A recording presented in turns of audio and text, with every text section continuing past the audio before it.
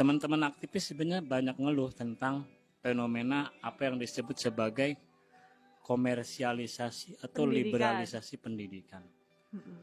Undang-undang kita menegaskan bahwa hak warga negara yang paling fundamental diantaranya adalah hak untuk mendapatkan pendidikan. Ya, itu pasal 31 ayat 1. Keren. Kalau kamu hafal keren itu kan. Aku pikir nggak hafal. Hafal dong. Apa? Kenapa? Mestinya pendidikan itu sebenarnya, mohon maaf kalau bahasa kasarnya sesuai dengan undang-undang, harusnya gratis. Iya, itu sesuai dengan pasal 31 ayat 2. Betul. Bahwa pendidikan itu seharusnya sudah difasilitasi oleh negara gitu kan. Iya, karena kenapa begitu? Karena negara mendapatkan kekayaan dari pertama pajak dari rakyat. Pendapatan terbesar pertama negara adalah pajak. Bayangkan berapa ratusan juta orang pemilik kendaraan mobil motor. Berapa pajak? Penduduk kita Indonesia 270-an juta loh. Oke. Kalau katakanlah 150 juta punya kendaraan saja kayak mobil, berapa pajak? Yang kedua, pendapatan dari kekayaan sumber daya alam yang juga sebenarnya milik rakyat. Karena apa? Itu juga ditegaskan oleh undang-undang. Maka wajar kalau misalnya teman-teman aktivis mengeluh dengan mahalnya biaya pendidikan. Karena apa? Mohon maaf, ini saya harus bicara vulgar. Oke, apa tuh? Pendidikan sudah menjadi barang komersial, barang yang diperjualbelikan. Betul. Dalam hal sebagai kategori barang jasa, jasa pengajaran dan lain sebagainya. Yang kedua, pembiayaannya kemudian juga banyak melibatkan swasta juga, tidak murni oleh pemerintah. Dan itu yang menyebabkan kemudian penyelenggaraan pendidikan kita, ya mohon maaf, kalah jauh contohnya dengan Finlandia. Jauh banget ya. Sangat jauh. Dan itu wajar kalau misalnya teman-teman aktivis dalam bahasa tanda petik ya agak marah dengan fenomena mahalnya. Sekarang aku tanya deh, kamu sekarang per semester bayar berapa? Aku 4 lah ya. 4 jutaan kan. Dulu aku kuliah cuma 300.000 loh. Wah, 300.000 itu per semester. Ketika masih zaman IAIN, belum jadi UIN belum jadi UIN Syarif Hidayatullah. Dan itu pun aku dapat beasiswa. Jadi bayaran semesterku sudah nggak ada sebenarnya. Yang kupikirin adalah bagaimana bisa hidup, dan ini yang mahal, dan bayar kos dan sebagainya. Artinya ya bagi saya ketika ada teman-teman aktivis yang mengkritik fenomena mahalnya pendidikan kita, pendidikan yang kurang menjangkau masyarakat yang kurang berada dan lain sebagainya, sehingga kemudian karena mahalnya pendidikan ini, pendidikan kemudian tidak merakyat, menjadi elitis. Kenapa menjadi elitis? Ya pasti yang akan berhasil mengkuliahkan anaknya pejabat aja. Iya dong. Petani nggak mungkin dan sebagainya. Dan ini yang kemudian menciptakan salah satunya kemiskinan, keberlanjutan kemiskinan. Orang miskin tetap miskin, petani tetap nggak bisa menyekolahkan anaknya. Dan ini diantara keprihatinan teman-teman aktivis. Nah, 6 Januari kita akan bahas ini bersama teman-teman aktivis. Siapa tuh? Aku belum dapat namanya. Tapi menanggapi dari mungkin Kak Anggun mau menanggapi dari tanggapan Bang Suja tadi. Ya sebenarnya sih emang karena biaya pendidikan yang mahal, emang sekarang tuh banyak sih masyarakat yang putus sekolah.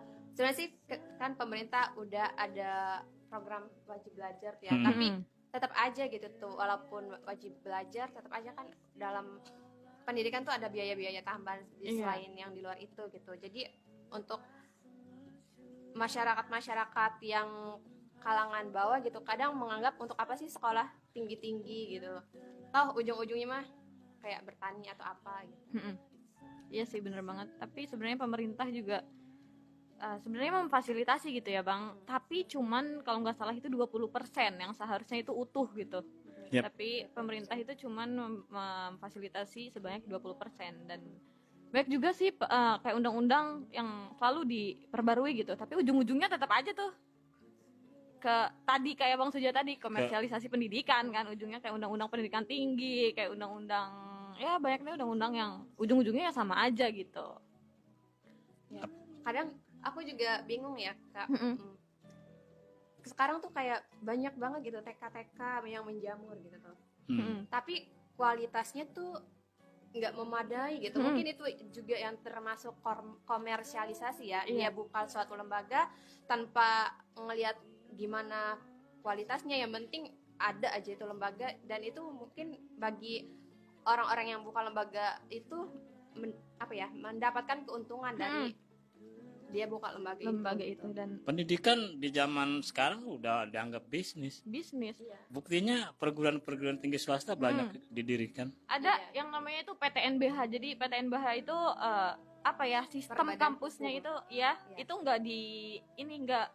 nggak diatur sama kayak Kemendikbud itu enggak. Jadi itu diserahin sama otonomi kampus gitu. Jadi kan itu maksudnya ya gampang gitu untuk melakukan komersialisasi yang tadi Bang Suja bilang gitu. Apalagi dalam dunia kampus yang sifatnya sangat luas gitu ya Bang.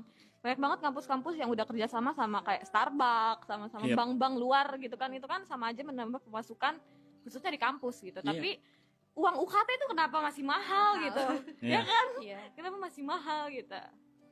Kasihan orang tuamu kan, harus bekerja keras untuk biayain kamu kuliah gitu kan. Oke. Tapi kan kamu pandai cari cuan sendiri juga sebenarnya. Waduh, enggak sih kalau itu ya. Oh gitu. Emang pandai ya Bang? Oke, kita dengerin dulu deh. Masih ada VN terakhir dari siapa nih? Aisyah. Dari Kang Rois kayaknya. Dari Kang Rois mungkin ya, kita dengerin dulu nih VN-nya.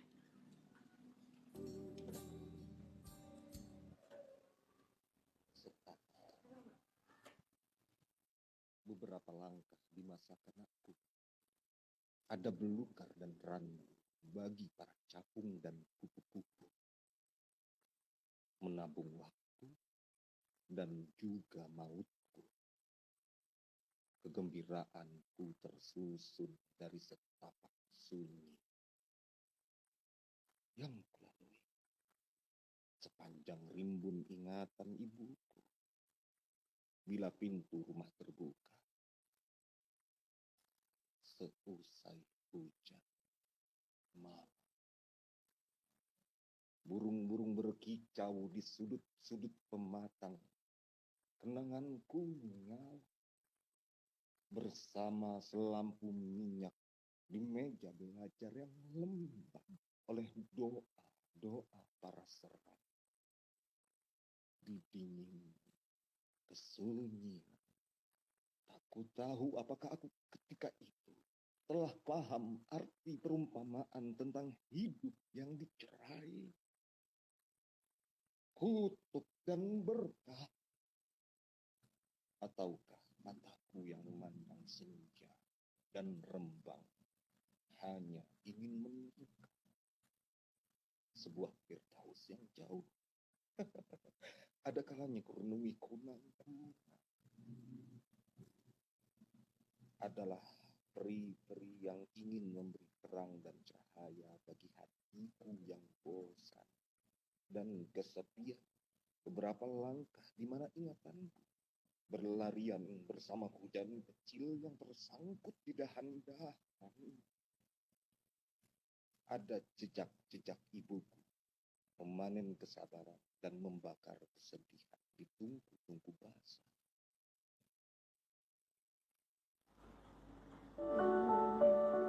Oke, itu dia puisinya.